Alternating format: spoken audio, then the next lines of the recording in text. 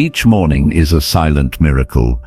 Before the world awakens, before the noise returns, before the mind remembers its worries, there is a stillness, a silence, a gentle space between night and day, between sleep and thought, between what we were and who we can be. This space is sacred. Many people rush past it. They reach for their phones. They remember yesterday. They worry about tomorrow. Their bodies move, but their minds are not yet awake. Their eyes open, but they do not see. They begin the day from the outside in, instead of the inside out. But what if, just for a moment, we began differently? Not in noise, but in awareness. Not in fear, but in stillness. Not in craving, but in peace. What if the first thing you did was to return to yourself? You see, the Buddha never asked us to become something else. He only asked us to wake up, to open our eyes to the truth that has always been within. And the morning is a doorway. It is a moment that can shape the rest of your day, and slowly the shape of your life. In Buddhist teaching, there is no more powerful place than the present, and there is no present more powerful than the first few minutes of your day. Let us begin here. Breathe, not to change your breath, but to notice it. Feel the air entering and leaving. Feel the weight of your body as it sits on the bed, on the mat, or on the earth. Feel the presence of this moment and nothing else. This is returning. Returning to awareness. In these early moments, you are not your name. You are not your schedule. You are not your responsibilities or your regrets. You are something more silent, something more spacious. You are the witness, not the storm. Buddha called it mindfulness, sati, the remembrance of what is true. And so, in the morning, before anything else we remember that we are not machines, we are not habits, we are not identities, we are simply. This is where your power lives. Not in becoming, but in being. Many people think that success begins with doing. But in Buddhism, we understand all action flows from intention. All intention flows from thought. And all thought arises in the quiet of the mind. So how you meet the morning is how you meet your life. What are your thoughts when the day is still untouched? Do you carry yesterday's anger? Do you search for tomorrow's pleasure?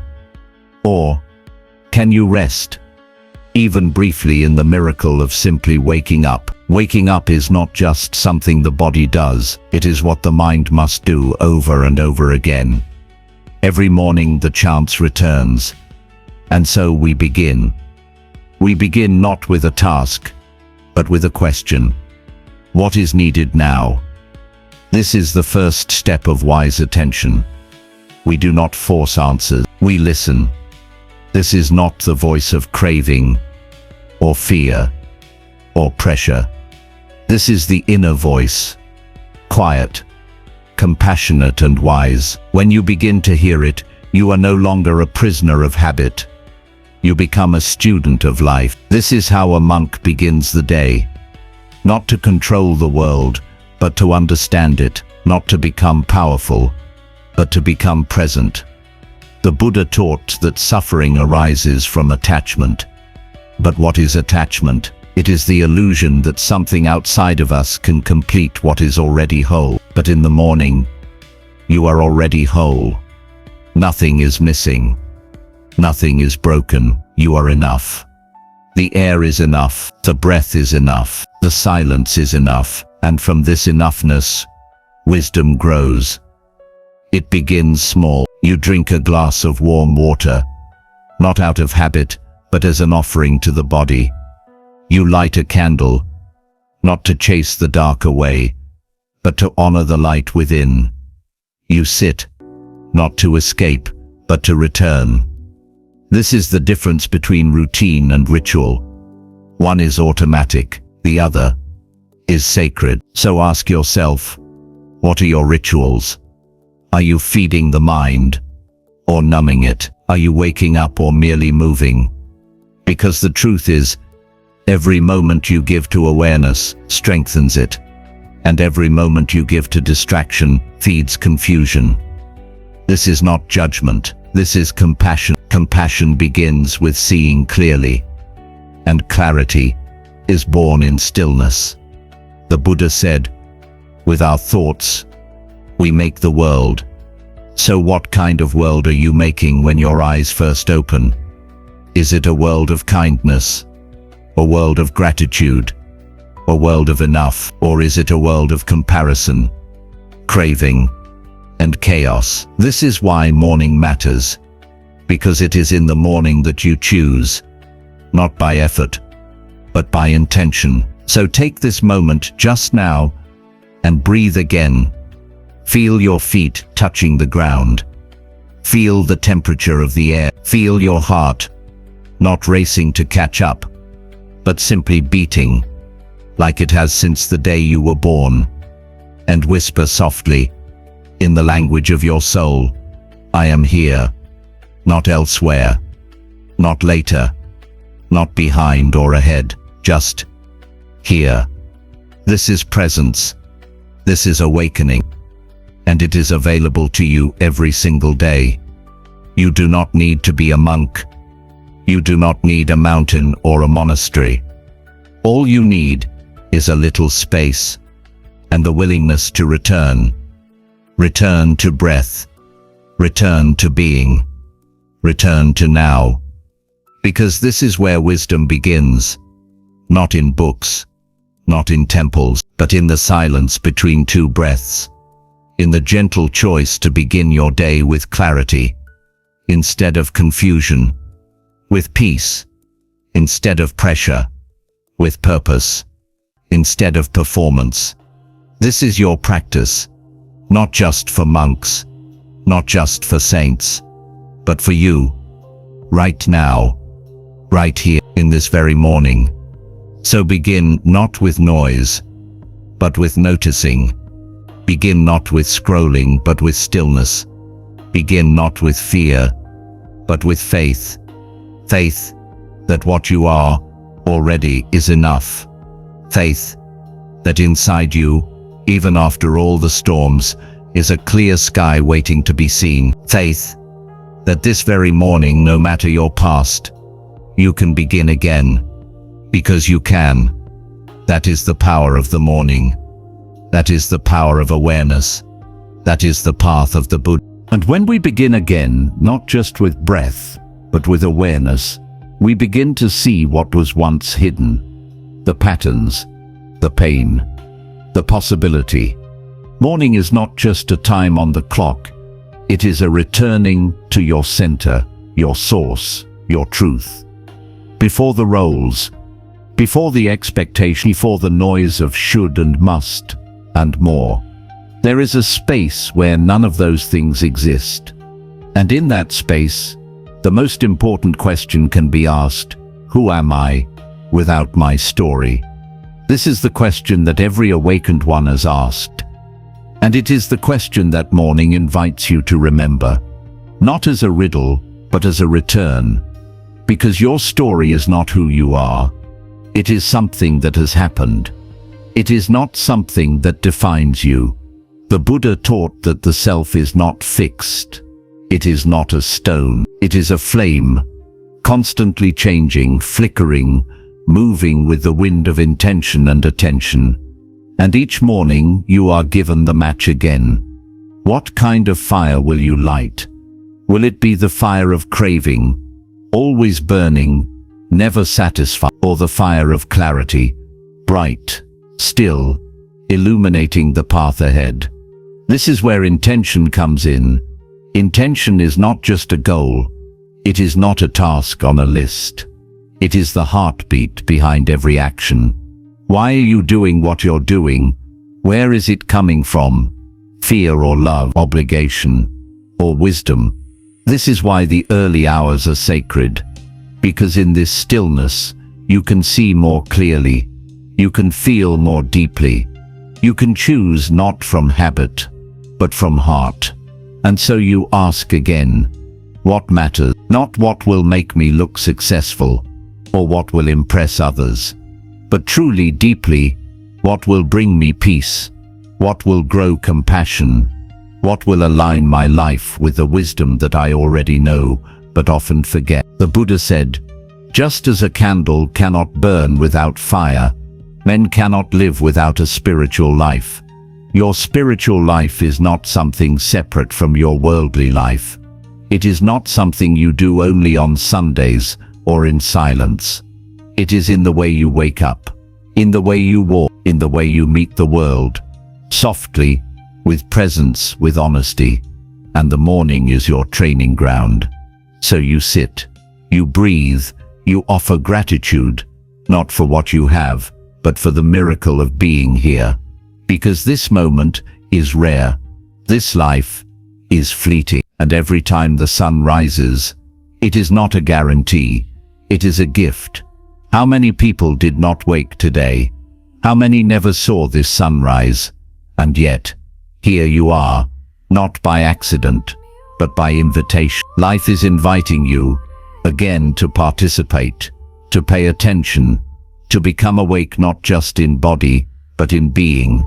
This is why monks chant in the early morning hours, not to impress a deity, not to but to remember the impermanence of all things, the preciousness of breath, the beauty of one single step taken in mindfulness.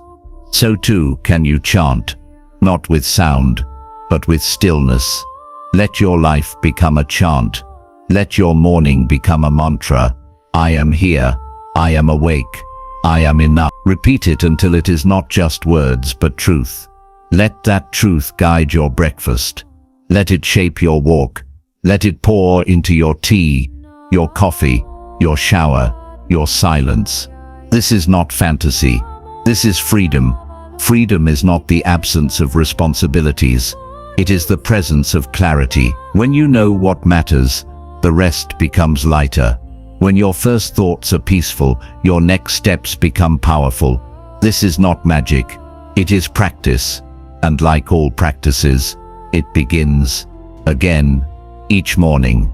So what do you feed yourself? Not just in food, but in thought. Do you scroll through other people's lives before tending to your own? Do you compare before you've even fully arrived? You see, comparison is the thief of joy, and joy is the soil where wisdom grows. So water your own garden first, before the news, before the noise, before the notifications. Tend to your soil, tend to your soul. Let your first light come from within, not from a screen.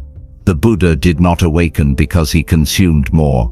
He awakened because he observed more. So observe.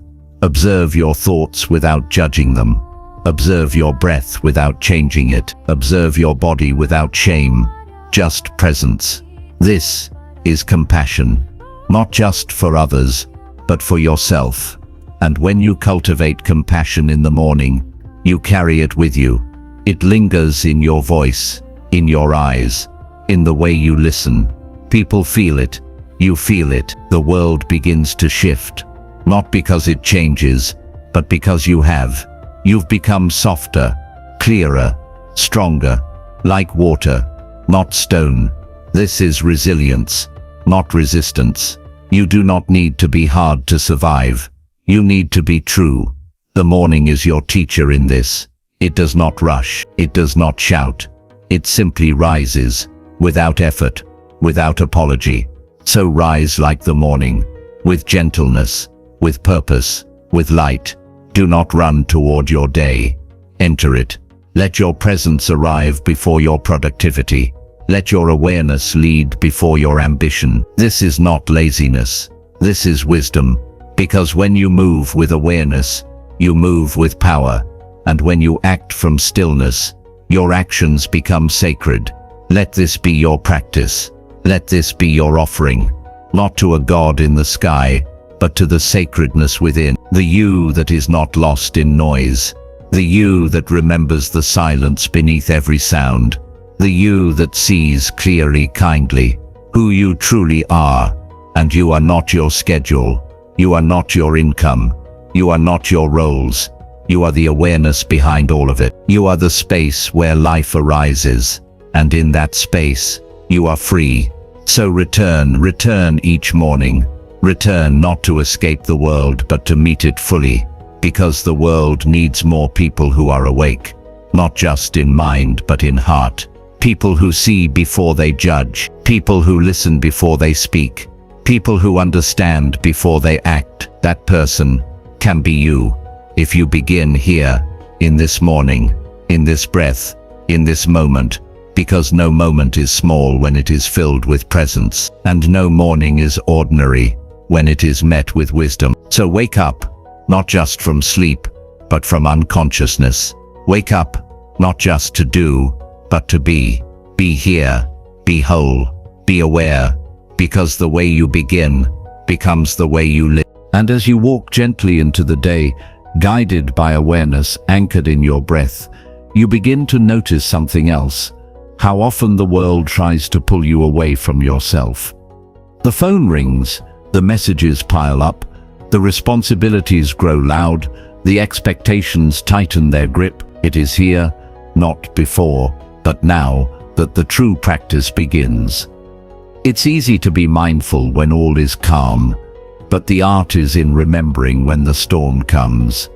The real strength is not to live without disturbance, but to remain undisturbed within it. This is why the way you begin your day matters, because the calm you build in the morning becomes the shelter you carry when the winds rise. Buddha never promised a world without suffering. He taught us to see it clearly and to respond wisely.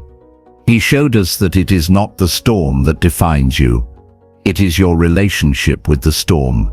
So when life comes at you fast, can you slow down? When someone speaks with anger, can you stay soft? When the plan collapses, can you still walk with grace? This ability is not something you are born with. It is something you build choice by choice, breath by breath, morning by morning. Each habit you build is a thread in the robe of your awareness. So what habits are you weaving? Is your morning a race or a ritual, a flood of noise or a return to silence, a desperate scroll through what the world is doing, or a gentle inquiry into who you are becoming? Because what you practice, you become. If you practice reaction, you become reactive. If you practice control, you become rigid. But if you practice presence, you become peace. And peace is not the absence of problems. It is the presence of perspective. In Buddhism, this perspective is called right view, seeing things as they are, not as your fear paints them or your past twists them, but as they are in this moment. It is clarity without judgment. It is openness without clinging. It is wisdom without resistance. Right view begins not with reading, but with notice. It begins with observing your own thoughts in the quiet hour of morning, seeing how they rise, how they pull, how they try to convince you of stories you no longer have to believe. You are not too late. You are not behind. You are not broken. You are simply becoming aware, and in that awareness, everything changes. Because when you become aware, you begin to choose, not just what to do, but how to be. Will you walk through the day with a heart that is open, or one that is guarded? Will you meet others with curiosity or conclusion? Will you protect your peace or abandon it at the first sign of friction? The answers are not outside of you. They are already waiting within. The Buddha said, "No one saves us but ourselves. No one can, and no one may." We ourselves must walk the path, but the path does not begin in faraway mountains. It begins here, with how you pour your tea, with how you speak to yourself, with how you breathe when no one is watching. This is your practice, and it is sacred, not because it's perfect, but because it is yours. Let others chase speed. Let others gather noise. Let others measure worth in clicks and coins, but you measure your life by how often you remember to return. Return to breath. Return to silence. Return to the place in you that no one can take away. Because this is what the morning gives you, again and again. A doorway back to yourself. It asks nothing but presence. It demands nothing but honesty. And in return, it gives peace. But peace is not passive. Peace is powerful. To rise slowly, with intention in a world that worships rush. This is power. To begin your day in stillness, when chaos knocks at your door. This is power. To say, I will not betray myself today. I will not forget who I am, no matter what comes. This is not the kind the world shouts about, but the kind the soul remembers, because the soul is not hungry for applause. It is hungry for alignment, and alignment begins with rhythm, with discipline, with practice. This is why monks rise before the sun, not to punish themselves, not to appear holy, but to step into harmony, with nature, with breath, with being. So too can you. You do not need a temple. You do not need a robe. You need only the willingness to stop living on autopilot, to stop letting the day begin without you in it. Wake up fully, not just your eyes, but your essence. Wake up to the beauty of a new day, not promised, to the gift of a breath, not owed, to the miracle of a heart that still beats. This is your temple. This is your offering. This is your path. And as you walk it, step by step, you may find that the more you return to yourself in the morning, the less you are shaken during the day. You begin to carry a peace the world didn't give you and cannot take away. You begin to listen more deeply, speak more softly, act more clearly, not from fear, not from ego, but from wisdom. And that wisdom begins in the quiet. It begins in the moment before the world begins. That space, that stillness, that breath, that is you. And every time you choose to meet the morning with reverence, you remember, you are not lost, you are home. And as you begin to live from that place, that inner home where silence is not emptiness but fullness, you start to notice something subtle and profound. Not everything needs your reaction. Not every thought deserves a throne. Not every emotion must become a decision. There is a difference between awareness and entanglement. The morning teaches this gently, like a mother guiding her child toward balance. When you begin your day from stillness, you start to see thoughts as clouds, not commands. They arise, they pass, and you remain. The Buddha said, just as a solid rock is not shaken by the storm, even so the wise are not affected by praise or blame. This solidity, this inner unmoving presence, is cultivated each time you choose awareness over autopilot. You are not here to control the weather of your mind, but to remember you are the sky. The sky holds the storm and the sun, the joy and the grief. It does not choose sides, it simply allows. And this allowing is not weakness. It is spaciousness. It is knowing that the moment is enough, that you don't need to cling or run, that presence itself is a sacred act. But this kind of presence doesn't come by accident. It must be invited, built, nurtured. And your morning habits, simple, small, repetitive, are the architects of that presence. You wake up. You bow, inwardly or outwardly. You breathe.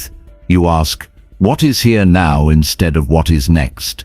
And slowly, over time, your nervous system begins to trust you again. Your mind stops sprinting ahead. Your heart softens. You begin to walk, not with urgency, but with reverence. This reverence, this sacred slowness, is the antidote to a culture that rewards speed over soul. You don't need to rush to be worthy. You don't need to chase to be enough. You don't need to prove to be loved. The morning whispers this truth before the world gets loud. It shows you that you are not a problem to be solved. You are a being to be remembered. Remembered through breath, through silence, through presence. And from this remembering, clarity arises. Clarity is not a lightning strike. It is a quiet unfolding. It is what happens when the mud of your mind settles and the water becomes clear again. From clarity comes intention. Not just goals or plans, but soul-level direction. The kind that does not scream but beckons gently. You begin to know what to say no to, not because it's bad, but because it's not aligned. You begin to know what to say yes to, not because it's expected, but because it's true. And you begin to realize that how you spend your morning is not separate from how you spend your life. If you spend it in comparison, you'll carry envy. If you spend it in avoidance, you'll carry fear. But if you spend it in awareness, you'll carry peace. Not a peace that avoids life, but a peace that can stand in light. A peace that walks into meetings, into parenting, into traffic, into challenge, and does not collapse. Because this peace is not performance. It is not decoration. It is discipline. A discipline rooted in devotion, not to a god, but to your deepest truth. And your deepest truth is not complicated. It is that life is sacred. Even this one. Even today. Even in the ordinary. Especially in the ordinary. In the sound of water boiling. In the feel of your bare feet on cold tile. In the sight of sunlight climbing your kitchen wall. This is not a detour from the spiritual path. It is the spiritual path. And when you meet the morning with that kind of reverence, the day no longer feels like something you must survive. It becomes something you are invited to co-create. You become a partner with presence. You begin to ask, how can I serve today? Not in grand gestures, but in the next moment. Can you listen more deeply to the person in front of you? Can you speak more kindly to the child within you? Can you take one task and give it your full attention? This is meditation in motion. This is wisdom in action.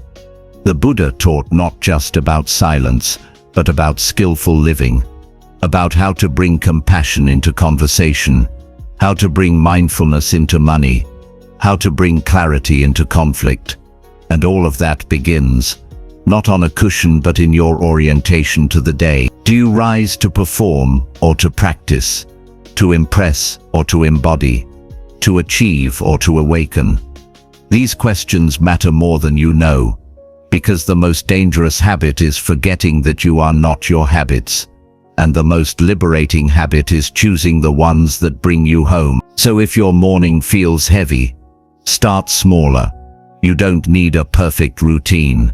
You need a relationship with yourself, with breath, with presence.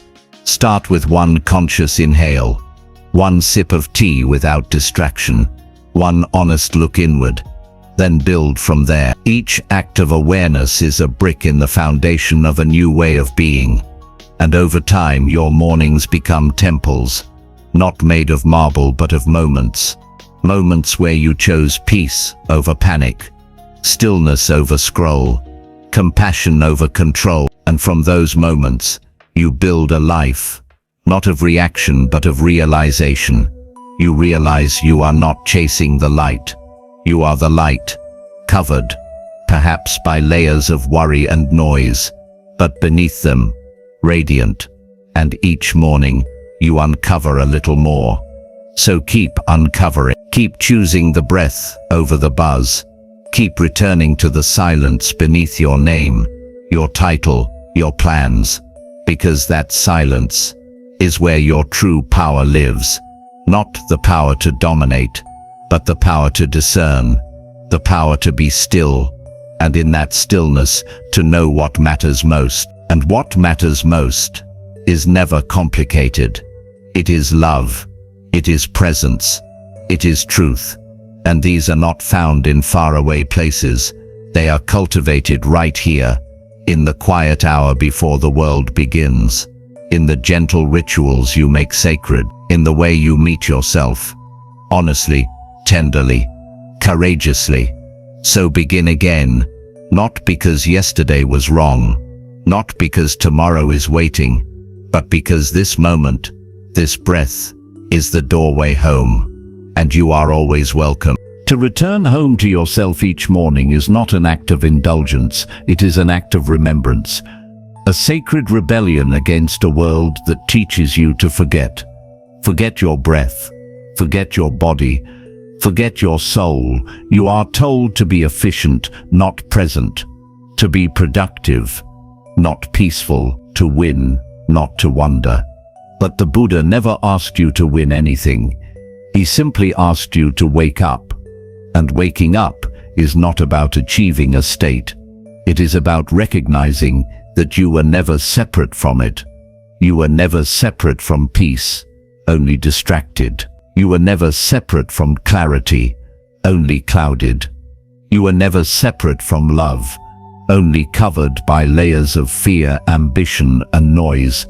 And each morning you have the opportunity to peel back those layers, not all at once, not perfectly, but patiently, lovingly, deliberately. Like a monk tending to a garden, you return to the soil of your being, checking for weeds, offering water, feeling the texture of the moment. This kind of inner tending is not dramatic, it is humble, quiet, often unseen by the world. But do not let the world's blindness make you doubt the power of what you are doing. Because when you rise and sit in silence, when you breathe instead of scroll, when you bow inward before stepping outward, you are not just starting your day, you are reshaping your life. You are building the kind of inner strength that cannot be measured, but can be felt. By the way you speak, by the way you listen, by the way you show up when it matters most. You are becoming the person you already were beneath all the forgetting. And this remembering, this return, becomes your anchor. Because life will pull. People will challenge. Moments will shake you. But when you've met yourself in the quiet, you do not abandon yourself in the chaos. This is what discipline is for.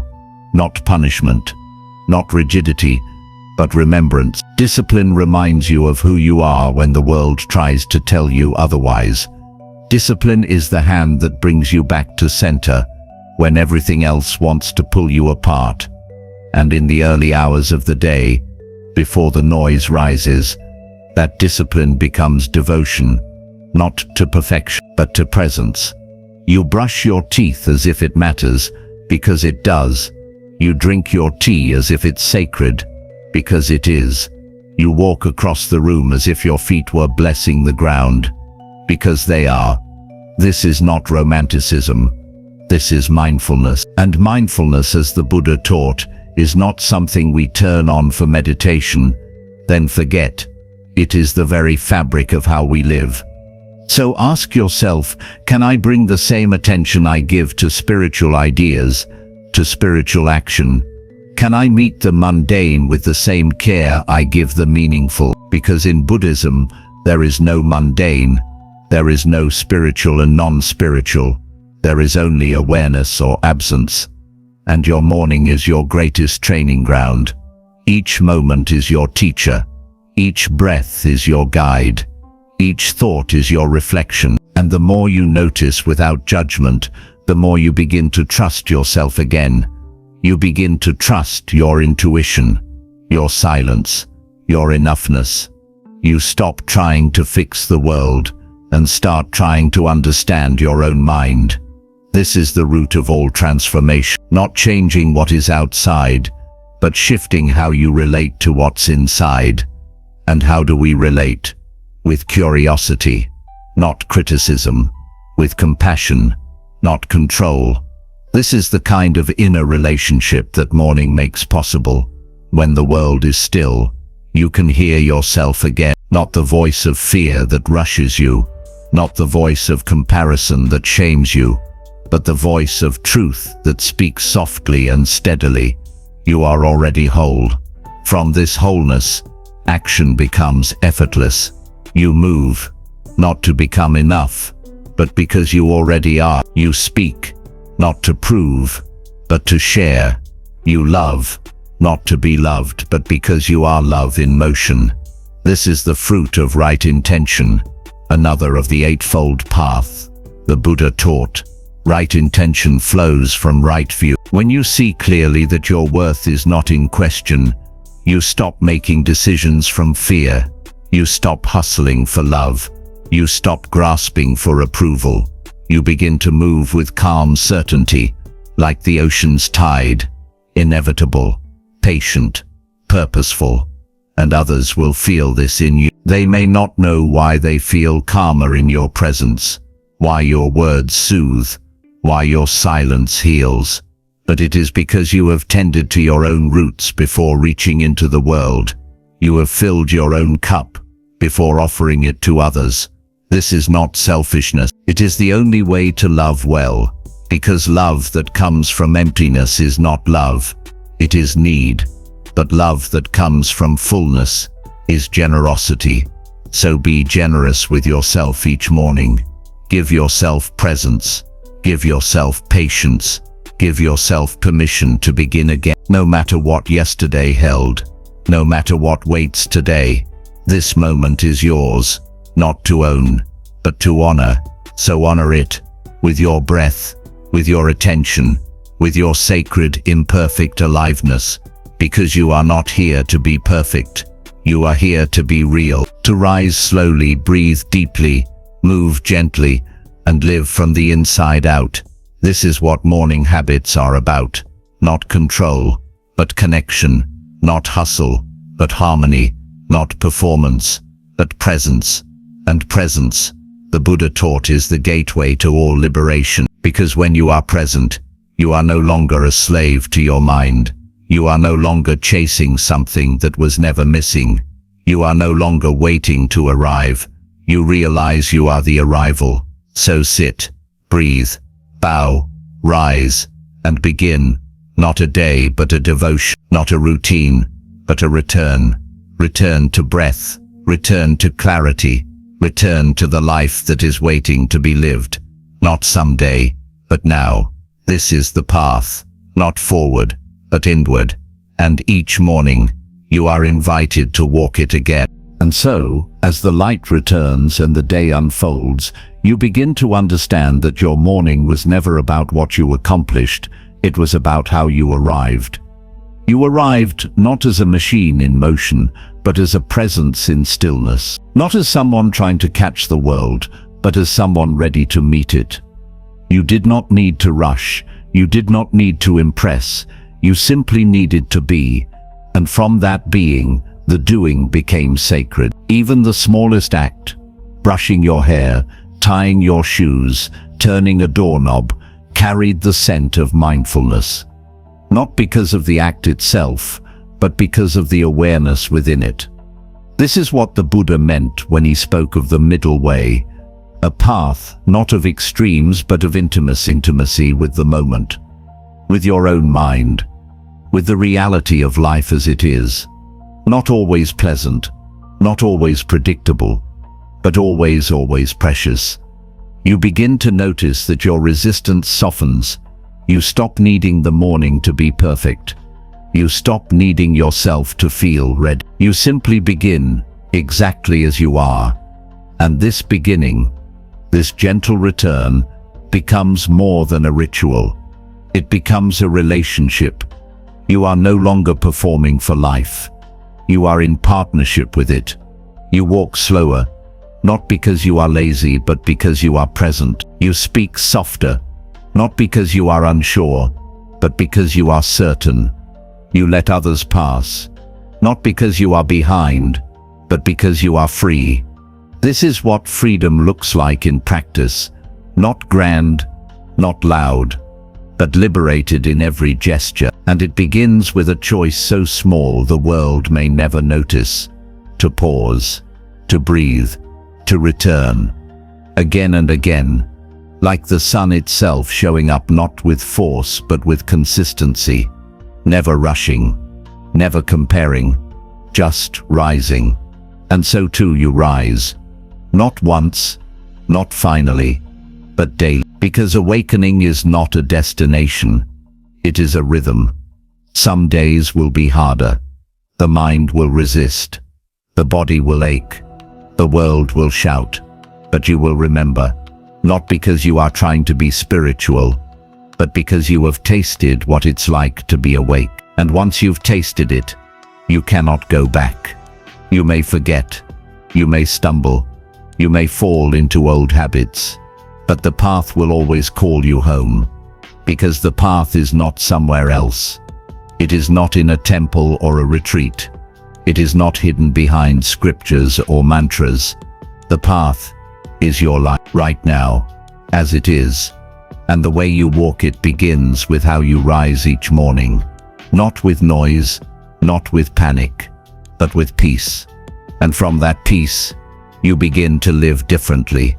You listen to people as if they matter, because they do. You notice beauty in what was once mundane.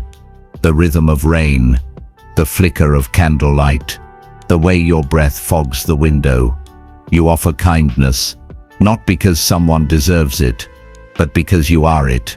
This is the fruit of your practice, not enlightenment in the clouds, but engagement on the earth, living in such a way that even your ordinary becomes sacred, because you are no longer rushing through life, you are receiving it, and this receiving transforms everything.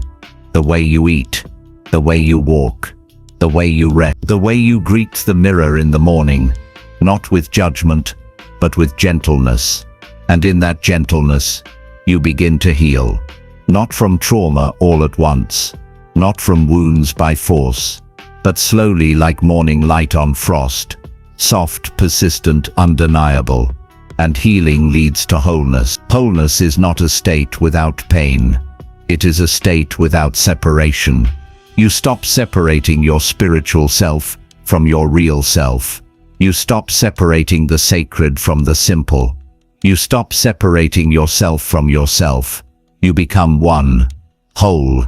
Here, this is awakening, not a flash of lightning, but the warmth of 1,000 patient sunrises. Not a throne, but a seat on the floor of your life, held in humility and grace. And this is your power. Not the power to dominate, but the power to discern. To choose how you enter your day. To choose how you carry your breath. To choose how you let the world move through you, without taking your center away. This is the quiet revolution of presence, and it is happening right now through you. You are not the chaos around you. You are not the noise within you. You are the awareness that holds both. You are the sky. You are the space. You are the stillness between moments. And each morning, you remember. And each morning you return. And each morning you rise, not to become better, but to become braver. Braver in stillness. Braver in silence. Braver in love. And as the day stretches ahead, you carry something with you. Not a to-do list, not a burden, not an identity, but a truth. How I began is how I will continue, with presence, with patience, with purpose. Because in the end, the point was never to be perfect. The point was to be present, to bow, not to the sun, but to the miracle of seeing it rise.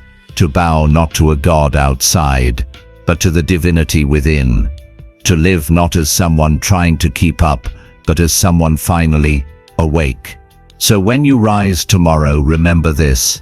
You don't need a new routine. You don't need a guru. You don't need more time. You already have what you need. You already are what you seek. You only need to begin. Begin gently. Begin honestly. Begin now.